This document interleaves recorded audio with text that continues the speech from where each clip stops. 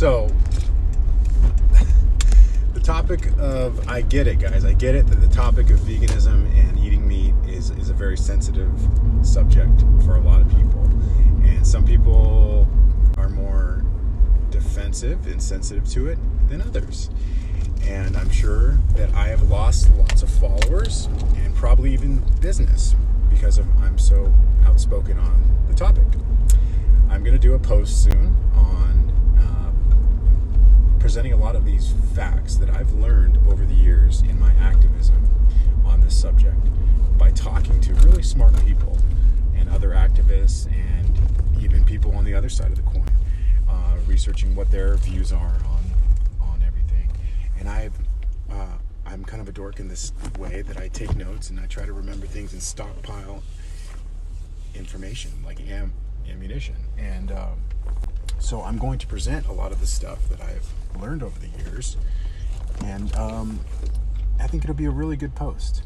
And it'll help you understand why I'm so outspoken on the topic. It is dear to my heart. When I see animals suffering, it kind of pierces my heart. And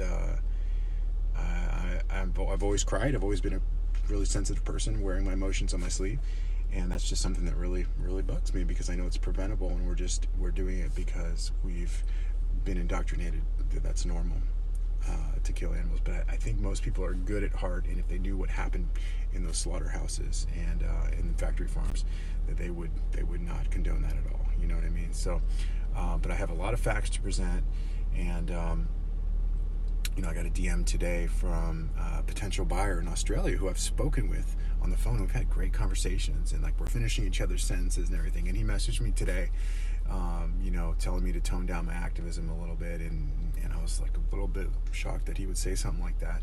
And he said he's going through something right now. And I said, I get it, man. I get it. And it's really interesting. We're living in really interesting times, because I hear conversations at the store and out in public about this very topic. So I think it's on people's minds, So I'm not really one to shy away from, like when I went live with my business, just like, this is what I'm going to do full time.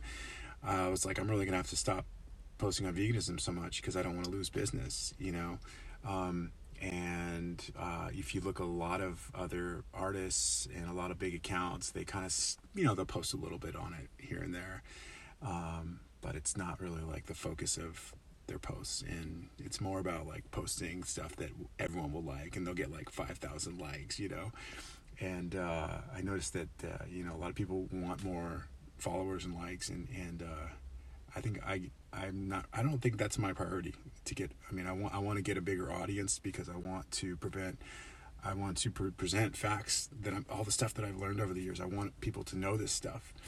And that's the thing, is it comes from a place of love and unity, common unity, community, wanting to empower my brothers and sisters with the knowledge that I've been lucky enough to accumulate over the years. And it's just really hard, because people are so sensitive about the subject, and they take things so personally, and the ego gets involved. And I get it. I totally get it. Yeah. But I'm not gonna, I have to be me. You know what I mean? And if it means losing business, losing followers, so be it. Much love. Thanks for coming. But, hang in there with me. Open your heart, open your mind, and you will not regret it. If we can get back to living in a virtuous way and more in harmony with nature and the animals, we'll be more in harmony with ourselves. And that's why, animal rights are human rights. Human rights are animal rights. Same thing. How we treat animals is very indicative of how we will treat others. So, I'll put together a nice long video post soon on all the facts I've learned. And I think it'll really clarify and help bring unity. It's all about the unity and staying together, and it does not need to be a divisive subject. We let it be a divisive subject when our ego gets involved and says, "F this guy, I'm going to keep eating my meat. I don't want to hear it."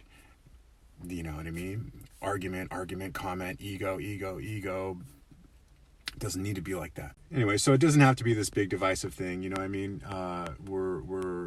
when you're going through an apocalyptic time where you know the truth is being revealed on things, and that which has been hidden is being revealed, you're going to come across some uncomfortable truths, and it's sad that so many people react in a negative way where they get defensive and their ego wants to take over, and they want to, you know, I've seen this with like my neighbors on when I tell them about 5G and everything. It's not even just about me. It's about things that they didn't know were there or happening, and it's too much for them to comprehend that that's actually truth, and so they value on it. You know what I mean? So that's cognitive dissonance, and that's not really a healthy response. You know, a healthy response should be one of an open mind, open heart. You know, and say, listen, I don't know anything about that subject. Unfortunately, I just haven't learned much on it, but I would like to learn more, and I'd like to empower myself with knowledge and education. And maybe I'm completely wrong. You know what I mean? Like, we got to come from a humble point. And when I first started researching all this stuff years ago, I was like, it was just easy for me for some reason to just be like, I don't know, I'll just research it. You know what I mean? I've never really been, but now that I have all these facts, I have all this experience and activism and talking with a lot of people and just taking notes on everything, it's like I feel like I have a good grasp on the reality of the situation. So I'm trying to share that, and maybe it pushes people away, but hope not. You know, it's coming from a good place. So we'll do that post soon. This might not be it. I don't know. I have to pay the recital.